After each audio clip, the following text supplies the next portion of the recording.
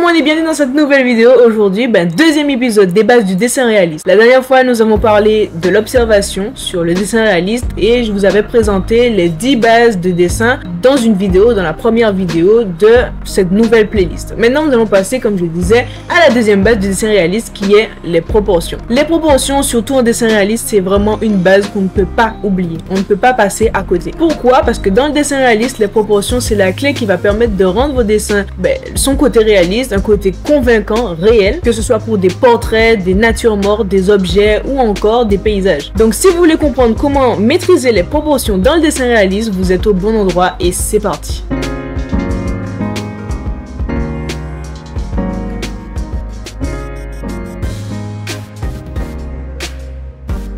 Les proportions en dessin, c'est l'art de représenter les dimensions relatives entre les éléments d'un même objet, d'une même chose ou d'un même élément. Par exemple, dans un visage humain, la taille des yeux, la distance entre le nez et la bouche ou encore la largeur du crâne doivent être respectées selon certaines règles pour que le dessin semble réaliste. Si ces proportions ne sont pas respectées, le dessin peut paraître étrange, déséquilibré ou encore caricatural, comme les caricatures qu'on a l'habitude de voir un peu partout qui nous font sourire. Mais c'est marrant, c'est très bien fait, c'est de l'art, mais ce n'est pas de l'art réaliste. Dans la réalité, on n'est pas comme ça. Mais en tout cas, si ça vous intéresse, dirigez-vous par là. Les proportions ne sont pas vraiment respectées, mais les personnages qui sont caricaturés sont assez reconnaissables. Bon, voyons ensemble rapidement quels sont les outils nécessaires pour pouvoir respecter les proportions, peu importe le dessin en fait. En fait, la liste va être assez courte parce qu'il n'y a pas tellement d'outils que ça, hein. Je vais pas vous dire d'acheter un compas, des choses comme ça. Bon, c'est vrai qu'au début, ça peut être utile de faire des cercles assez parfaits quand on apprend vraiment les proportions d'une certaine chose. Finalement, moi je l'utilise pas. La preuve, je sais même pas où est mon compas. Mais je dirais que la base, c'est d'avoir une règle, éventuellement une équerre, un crayon. Ça va être difficile de faire autrement. Le papier, bien sûr, sur lequel il faut écrire et après, pour moi, c'est ok. Mais il y a un outil vraiment important qui n'est pas un objet et que vous avez tous à votre possession, du moins si tout va bien, ce sont vos yeux. Préservez-les et surtout, n'oubliez pas que vos yeux sont, comme je l'avais dit dans la première base du dessin, va vous permettre d'avoir une observation de votre sujet avant même de commencer à comprendre les proportions. Parce que rien qu'en regardant, vous pouvez déjà, avec vos yeux, voir comment sont agencées les choses, quelles proportions ils ont entre eux. Voilà, donc les yeux aussi font partie du matériel de base pour les proportions. Maintenant, je pense que ce qui intéresse le plus, c'est de savoir quelle technique on peut avoir à notre disposition pour pouvoir maîtriser les proportions. La première technique, c'est la technique du mesurage. Cette technique, elle est tellement ancienne que je ne vais pas chercher la date pour vous. En tout cas, elle date et elle est toujours d'actualité. Je l'ai utilisée très peu de fois, mais vous allez après comprendre pourquoi je l'utilise pas tout le temps, mais peut-être plus quand je suis dehors à l'extérieur. Mais enfin bref. En quoi consiste cette technique du mesurage à main levée? En fait, il vous suffit simplement de respecter ces 3 étapes. La première étape est de tenir votre crayon à la verticale ou à l'horizontale devant vous à la hauteur des yeux avec un bras tendu. La deuxième étape est de fermer un œil et utiliser juste votre pouce pour marquer une taille spécifique, par exemple la taille de la tête d'un modèle. Et la troisième étape est de comparer cette mesure avec d'autres parties de votre modèle, par exemple combien de fois la tête tient dans un corps. Pour information, dans un corps humain standard, on considère que la taille de notre corps correspond à 8 fois la taille de notre tête. Petite parenthèse. Cette technique, elle vous permet de garder les bonnes proportions de ce que vous voyez autour de vous, mais avec quelques inconvénients. Bon, déjà les inconvénients, c'est que si votre sujet, il n'est pas fixe, donc s'il bouge, votre technique, elle tombe complètement à l'eau. Parce que c'est vraiment une technique qui vous permet de représenter ce qui est figé. Parce que du coup, si votre bras n'est pas censé changer de distance entre vos yeux et votre crayon, si votre sujet bouge, qui commence à avancer, reculer, c'est pas possible. Donc en vrai, ça vous limite. Vous pouvez pas faire quelque chose que vous voyez en mouvement autour de vous. Ce sera vraiment quelque chose de fixe, comme des paysages, des personnes assises qui ne bougent pas vraiment. Et si vous avez décidé de dessiner vos parents, par exemple, dites-leur de ne pas bouger, mais il faudrait qu'ils assument le fait que ça va prendre un petit peu de temps, le temps que vous leur dessinez. En fait, vous avez compris. Mais en tout cas, cette technique, elle est sympa si vous voulez apprendre à dessiner ce que vous avez autour de vous. Moi, je vous conseille de partir avec un carnet de croquis et de vous arrêter, je sais pas moi, dans un café ou comme ça, sur une terrasse et tout. Puis d'essayer de représenter ce que vous avez autour de vous, que ce soit votre assiette ou je sais pas quoi, votre table. Personnes qui ont l'air vraiment fixes autour d'elles pour pouvoir vous entraîner. Mais bon, c'est vrai que ça va faire un peu chelou comme ça. Tout le monde saura que vous dessinez, mais quoi. Si ça vous dérange pas, essayez. Deuxième technique, le quadrillage. Je vais pas refaire une partie sur le quadrillage parce que j'ai déjà fait une vidéo dessus. Je vous conseille simplement d'aller le regarder, elle s'affiche là, actuellement. Par contre, ce que j'ai pas dit du coup dans cette vidéo, c'est qu'en fait, il y a plusieurs types de quadrillage. Dans cette vidéo, je vous avez présenté le quadrillage classique où c'est juste des carrés qu'on fait sur la référence et qu'on reproduit ensuite sur notre papier et après on recopie notre référence. Ou bien, vous avez la possibilité de faire des quadrillages différents, comme par exemple le quadrillage diagonal. En fait, c'est le quadrillage de base classique avec les carrés, mais à l'intérieur de carrés, vous faites des diagonales. Ça vous permet de détailler encore plus cette technique et aussi de vous aider à, mis à part détailler, mais aussi à vous appliquer sur les courbes ou sur les éléments qui sont pas horizontales ou verticales, mais qui sont en diagonale sur votre dessin. En gros, c'est un plus quoi. Et du coup, ça va vous prendre un petit peu plus de temps du coup pour faire votre quadrillage parce qu'il faudra rajouter des diagonales, sachant que le quadrillage de base, il est déjà assez chiant et long à faire. Vous avez aussi le quadrillage proportionnel ou ajustable.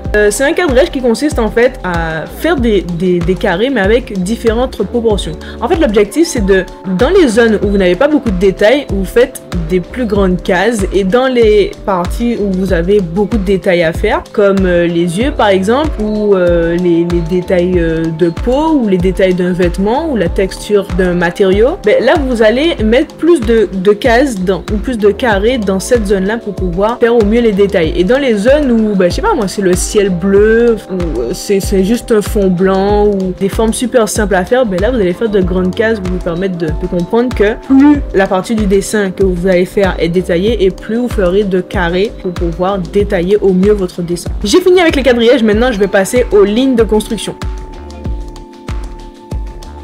Pour les lignes de construction, comme son nom l'indique, ce sont juste des lignes qui vous permettent de construire votre modèle. Très souvent, on l'utilise pour les parties du corps, particulièrement le visage, mais aussi le corps en entier, pour pouvoir savoir par exemple à quelle distance se trouve le haut de votre crâne, ensuite la ligne des yeux, la ligne du nez, la ligne de la bouche et celle du menton. Et à l'échelle du corps, où se trouve la tête, où se trouvent les hanches, où se trouvent les genoux, les coudes, voilà. Enfin, vraiment, c'est juste des lignes, histoire de délimiter et d'avoir des proportions de manière globale en fait, sans rentrer dans les détails, mais au moins vous partez sur de bonnes bases quand vous faites de simples lignes de construction. Mis à part les lignes de construction, vous avez le comparatif des proportions. Qu'est-ce que j'appelle comparatif des proportions? C'est en fait, vous avez, je sais pas, par exemple, une rue devant vous avec des bâtiments qui sont plus ou moins près de vous. Et en fait, vous allez en fait comparer, je sais pas, le bâtiment qui est le plus près de vous, comparé au bâtiment le plus loin pour pouvoir proportionner correctement ce que vous voyez. Ou bien simplement aussi dans le corps humain, dans le visage plus particulièrement. Vous savez par exemple que, en fait, peut-être que vous savez pas, mais que votre visage se sépare globalement en trois parties, avec une partie supérieure, une partie centrale entre les yeux et le bas du nez, et la partie entre le bas du nez et le menton. Quand vous êtes au repos et tout, que votre nez et votre bouche sont alignés en termes de largeur, voilà, c'est en fait vous comparez les proportions d'un élément comparé à l'élément global. Comme ça va vous permettre de directement mesurer sans besoin de prendre la règle. Je sais pas, peut-être votre largeur, elle fait en fait 5 yeux, ou 5 œils, je sais plus, 5 œils, 5 yeux, je crois que c'est 5 yeux. Ça fait 5 yeux l'un à côté de l'autre et ça va faire la largeur de votre visage par exemple. C'est ça en fait le comparatif des proportions, et franchement ça m'aide de savoir que ok, cette distance là je l'avais là, donc j'ai jusqu'à la reporter de l'autre côté pour faire de la symétrie par exemple. Voilà, c'est ça en fait le comparatif des proportions. Il y a aussi, en termes de proportion, les formes géométriques. Les formes géométriques, en fait, elles ont des règles. Un triangle équilatéral, par exemple, aura ses trois côtés égaux. Ou bien un cercle, son rayon sera le même tout autour du centre. Voilà, vous avez les formes qui ont vraiment leur proportion à elles et leurs règles qui font que ce sont de très bons éléments pour pouvoir évaluer les proportions de n'importe quoi en vrai. Et je vais pas plus détailler sur cette partie là parce qu'on va être dans une autre vidéo sur les bases du dessin, donc restez, abonnez-vous, likez la vidéo et activez les cloches de notification pour ne pas manquer cette vidéo qui va arriver dans les prochaines semaines. Mis à part ça, mis à part les formes, vous avez aussi l'étude de l'anatomie.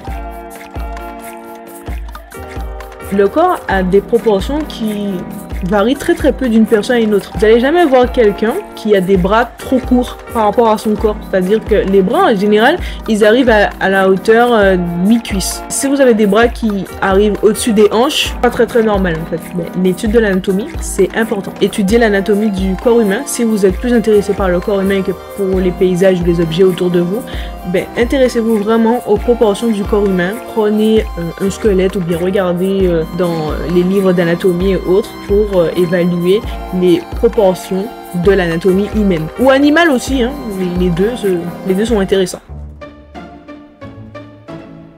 Comme je disais au début, vos yeux, c'est-à-dire l'observation ou l'entraînement à l'œil nu. À force de dessiner, de vous exercer, ben, vos yeux vont finir par directement évaluer les proportions. Moi, à force de dessiner, je me dis que j'ai pas besoin de regarder 10 000 fois le modèle pour savoir que sur mon dessin, ben, j'ai pas du tout respecté les proportions. C'est pas possible que les yeux soient aussi rapprochés ou que la bouche soit aussi proche du nez. C'est l'habitude aussi de faire travailler vos yeux pour qu'ils puissent comprendre quand quelque chose n'est pas logique ou pas mathématique proportionnel, ou voilà, quand les proportions ne correspondent pas à vos yeux, avec l'habitude, ben, ils le voient. Donc prenez le temps d'observer, ça respecte toujours la base numéro 1 du dessin qui est l'observation. Donc à force d'observer, vous allez comprendre comment les proportions des choses, ou des personnes, ou bien des animaux, ou des paysages, comment tout ça fonctionne. Pour terminer, j'ai une chose à vous dire qui est primordial et que vous ne pouvez pas éviter, c'est que pour maîtriser les proportions, il faut s'exercer. Je vous ai proposé plusieurs techniques, essayez-les tous, et puis cherchez celle qui vous correspond le mieux, ou ceux ou celles qui vous correspondent le mieux. Peut-être il y en a deux qui vont vous plaire, peut-être que tous vont vous intéresser en fonction du type de sujet que vous avez devant vous, mais vraiment exercez-vous à respecter les proportions de ce que vous voyez, que ce soit pour un humain ou un objet, ou un paysage, ou une nature morte. Vraiment, exercez-vous. Et il n'y a que le travail qui peut vous récompenser au final. Donc, c'est tout ce que je vous souhaite. La réussite. Bref, en tout cas, j'espère que cette vidéo vous a plu. Si c'est le cas, comme d'habitude, vous connaissez déjà, hein, abonnez-vous, likez cette vidéo, commentez si vous avez des questions ou si elle vous plaît, la vidéo, histoire que d'autres personnes puissent la voir. Certaines personnes ont besoin de ces conseils. Moi, j'en avais besoin, moi. Mais maintenant que j'ai ces connaissances, donc du coup je vous les offre. Abonnez-vous, activez les cloches de notification pour ne pas manquer les prochaines vidéos sur la série Les bases du dessin réaliste. Et je vous dis à la prochaine, et n'oubliez pas, le dessin c'est la base de tout.